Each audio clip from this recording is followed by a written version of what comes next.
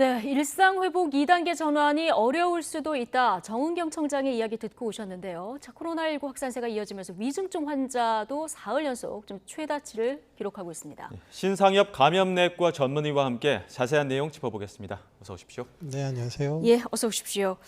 자, 일단 위중증 환자 수 일주일 추이를 봐도 좀 심상치 않고요. 지금 사흘째 최다를 기록하는 상황입니다. 이게 단계적 일상 회복하면서 방역이 일부 풀어졌기 때문에 어느 정도 예상을 했던 부분이긴 한데요. 이 속도 어떻게 보십니까? 실제적으로 이제 이번 주부터가 이제 헬로윈하고 이제 11월 1일부터 시작됐던 단계적 일상 회복의 그 확진자 수 규모 증가가 이제 영향을 받을 수 있는 시기거든요. 예. 근데 실제적으로 보면 지난주나 이번 주나 확진자 수 규모가 그렇게 막 대규모로 늘지는 않고 있습니다. 예. 지금 지난주 원래 이제 그 방역 당국의 발표를 보면 재생산 지수가 1.2라고 그러거든요. 예. 그러면 한 사람이 다른 사람에게 이제 그 전파되는 시기가 세대기라고 하는데 한 3일에서 7일이거든요. 그러면 1000명이 3일에서 7일이 되면 1200명이 되고 또 1200명이 3일에서 7일이 되면 1440명이 돼야 되는 그 정도 유행의 상황인데 생각보다는 지금 단계적 일상 회복 이후에 확진자 수 규모가 빠르게 늘고 있는 건 아닙니다. 근데 문제가 뭐냐면 지금 그 이제 확진자 수 규모는 규모인데 그 안에 그 좀 질적인 부분들을 네. 따져봤을 때 60대 이상의 어르신들 특히 예. 돌파 감염자들이 지금 절반을 넘어가면서 그분들 가운데서 지금 위중증이나 사망으로 진행하는 부분들이 많아지면서 네. 그러니까 전체 유행의 규모는 천천히 늘고 있는데 지금 한 5일 전에 위중증 환자가 405명이었거든요. 네. 오늘이 475명입니다.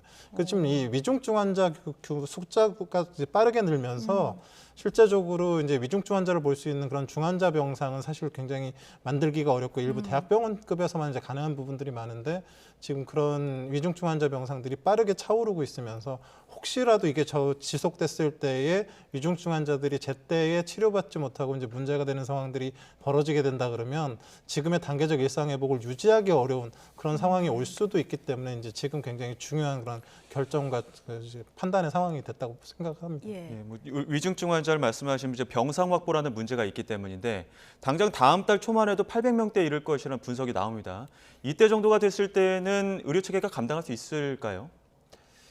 지금 그 일선의 감염내과 선생님들의 얘기를 들어보면 2,500명대가 한 1, 2주만 지나가도 이제 위중증 환자를 커버하기가 좀 어려울 거다라는 얘기를 하고 있는데 2,500명대 확진자가 1, 2주만 지나가도. 예. 지금 왜 그러냐면 지금 이 60대 이상의 어르신들 돌파 감염자들 중에서도 위중증 환자가 많이 늘면서 지금 위중증 환자 급증하고 있는데 이걸 네. 돌리기 위해서는 지금 이제 고령층과 특히 요양원, 요양시설 이런 집단시설에 계시는 어르신들에게 빠르게 이제 부스터샷 접종을 해서 그 효과가 나타나야 되는데 네. 그게 사실은 한 암만 발라도 한 달 가까이는 걸리거든요.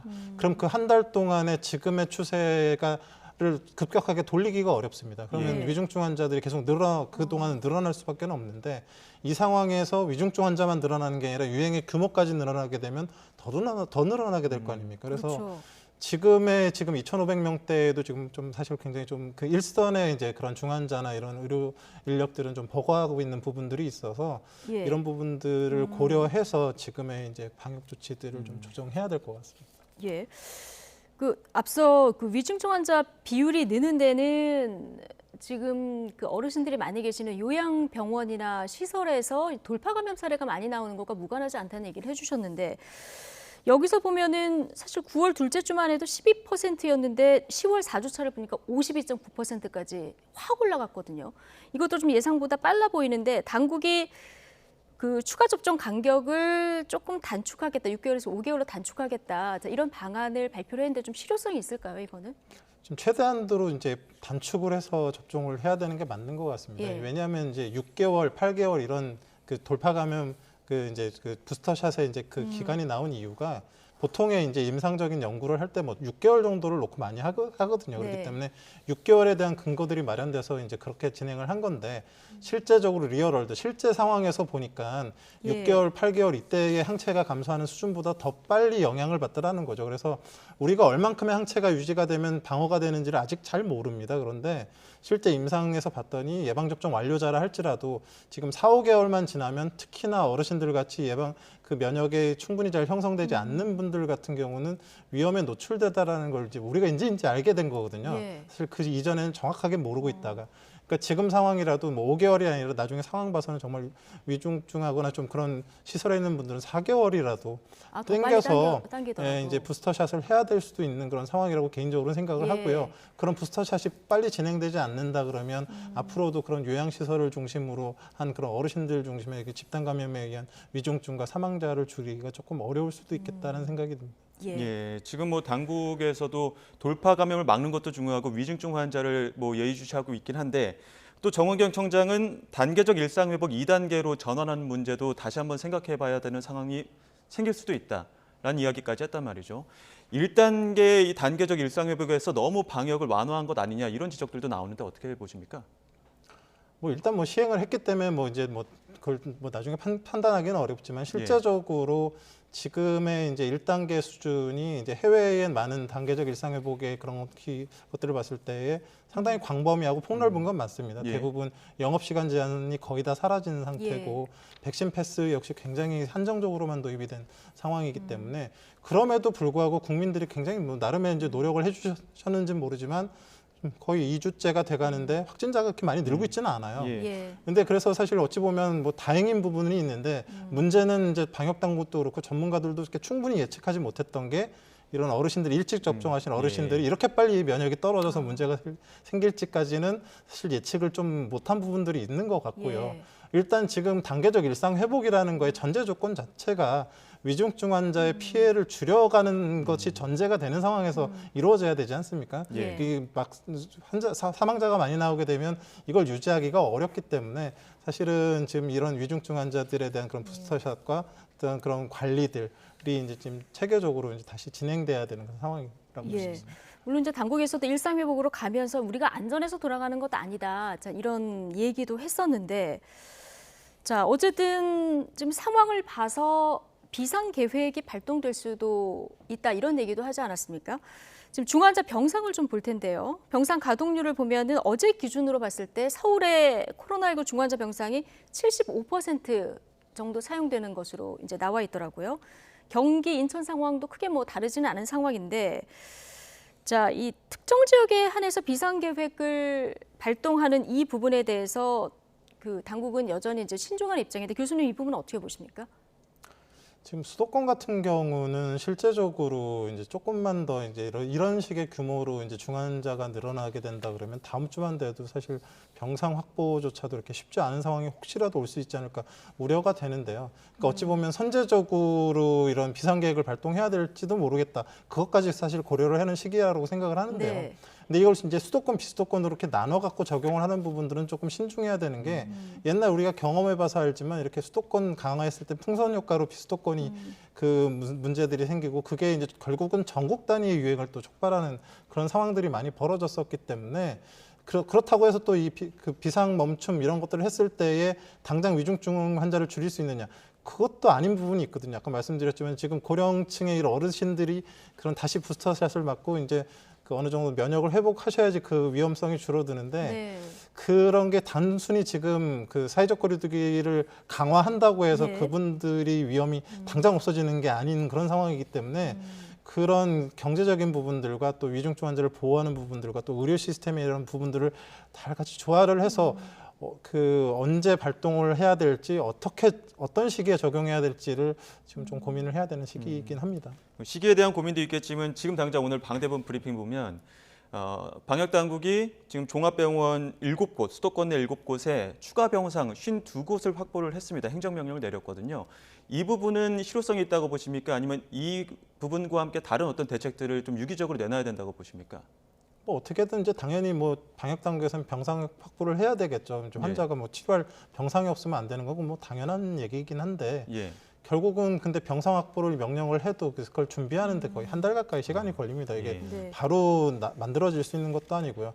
더더군다나 더 문제는 이제 병상이 확보가 되더라도 그걸 돌릴 수 있는 인력들이 있어야 되는데 예. 사실 뭐 에크모 하나만 놓고도 지금 뭐 기계도 부족하지만 네. 그 에크모를 돌릴 수 있는 게 보통 흉부외과 전문이나 아니면 정말 중환자 의학을 하신 분이나 이런 분들이 해야 되는데 흉부외과 같은 경우는 지금 전공의 자체가 거의 없는 상태고 중환자 의학을 하시는 분들도 거의 없고 그래서 일부 대학병원을 제외하고는 그런 에코모 기계를 구비를 해도 돌릴 수 있는 사람이 없는 그 의료진이 없는 그런 상황이거든요. 예. 그래서 여러모로 사실 지금에서 이제 중요한 부분들은 뭐 병상 확보도 당연히 이제 노력은 해야 되겠지만 어떻게든 위중증 환자를 최대한 빨리 줄일 수 있는 방법 그런 부분들을 좀 고민을 해야 된다고 생각을 합니다. 예. 그러니까 병상, 의료기기, 의료 인력까지 총망라한 어떤 종합적인 대책이 나와야 된다는 말씀이신데요.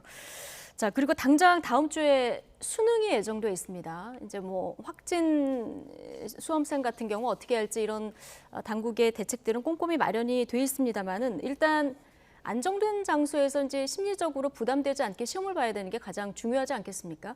가족들의 협조도 좀 필요할 것 같고요. 이 수능 시험 전까지 어떤 점들을 조금 조심을 해야 될까요?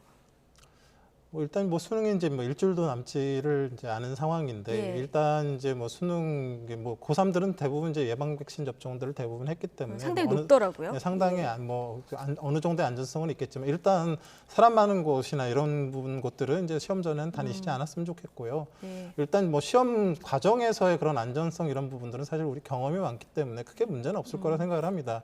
그래서 실제적으로 이제 더 문제는 이제 시험 끝나고 나서 마음이 풀어진 상태에서 이제 학생들이 이제 좀 이렇게 어찌 보면 지금 단계적 방역 완화 상황에서 몰려다니면서 이제 이런저런 이제 좀 위험에 노출되게 된다 그러면 사실 이게 또 문제가 될 수 있는 부분들이 있어서 그런 시험 이후에 이제 좀 잘 관리해 주시고 그런 부분들이 사실 부모님이 좀 필요할 것 같습니다. 네. 예.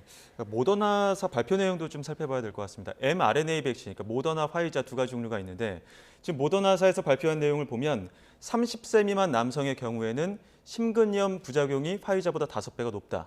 다만 효용은 부작용보다 더 클 것이다. 이렇게 발표를 했단 말이죠. 이거 어떻게 해석해 봐야 됩니까? 애초에 사실은 예상됐던 거죠. 왜냐하면 mRNA의 그 양 자체가 뭐 화이자가 30만큼이라 그러면 모더나는 100만큼이 들어가 있기 때문에 네. 예. 당연히 효과는 강하게 나타나지만 그만큼의 부작용이 늘어날 것이다라는 것들은 이제 이미 예견됐었던 바고요.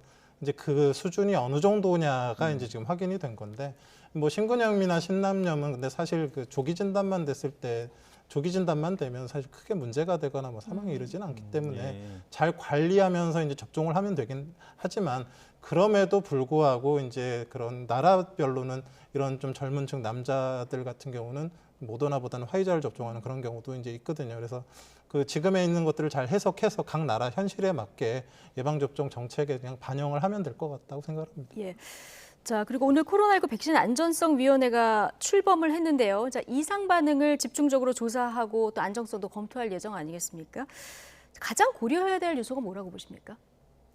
사실은 이제 코로나 백신 접종 자체가 뭐 그 1년도 안 된 백신이기 때문에 그 부작용에 대해서 잘 모르는 부분들도 많고 이제 그 인과성을 입증하기에는 근거가 부족한 경우들이 네. 많습니다. 예. 근데 이제 사실은 이제 실제적으로는 근거가 있고 문제가 있었음에도 불구하고 근거 불충분으로 이제 좀 충분한 보상이나 이런 부분들이 되지 않았던 부분들이 생긴다 그러면 또 국민들 입장에서는 또 좀 그 접종을 좀 주저하게 되는 부분들이 있을 수 있기 때문에 그런 위원회에서 최대한도로 어느 정도의 의학적 근거를 가지게 된 경우는 충분하게 보상을 해줄 수 있는 그런 위원회들이 좀 그 안에서 협의들이 좀 됐었으면 좋겠습니다. 예. 자, 알겠습니다. 코로나19 현 상황 진단해 봤습니다. 신상엽 감염내과 전문의와 함께했습니다. 고맙습니다. 고맙습니다.